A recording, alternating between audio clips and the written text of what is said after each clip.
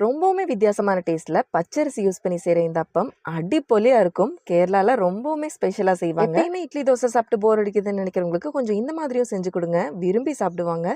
Recipe எப்படி செய்யறதுன்னு பார்த்துடலாமா? பச்சரிசி 1 கப் இல்லைனா இட்லி அரிசி கூட சேர்த்துக்கோங்க. 1 ஸ்பூன் ஜவரிசி சேர்த்துக்கலாம். 2 ஸ்பூன் உளுந்து சேர்த்துக்கோங்க.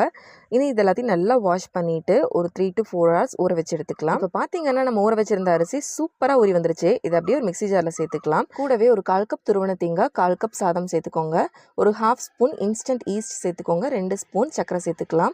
இனி தேவையான அளவு தண்ணி சேர்த்து அரைச்சி எடுத்துக்க வேண்டியதான். நீங்கள் ஈவினிங் டைம் ஸ்நாக்காக செய்கிறீங்கன்னா சர்க்கரை கொஞ்சம் கூடுதலாக சேர்த்துக்கோங்க. தோசை மாவு பதத்தில் மாவு கொஞ்சம் குறையாக இருக்கணும். இது ஒரு 4 மணி நேரம் புளிக்க விட்டுடலாம். பாருங்கள் எவ்வளோ சூப்பராக புளிச்சு வந்திருக்குன்ட்டு. அவ்வளோதான், இனி சூப்பரான சன்னா ரெடி பண்ணிடலாம். இந்த மாதிரி குட்டி குட்டி பவுல் வீட்டில் இருக்கும் இல்லையா, கீழே கொஞ்சம் ஆயில் அப்ளை பண்ணி வச்சுக்கோங்க.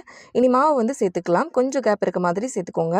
இது 5 நிமிஷம் ஆவியில் வச்சு எடுத்து ஆறுனதுக்கு அப்புறமா பவுல்லேருந்து ரிமூவ் பண்ணிக்கலாம். சூப்பர் சாஃப்டான சன்னா ரெடி. ட்ரை பண்ணி பாருங்கள்.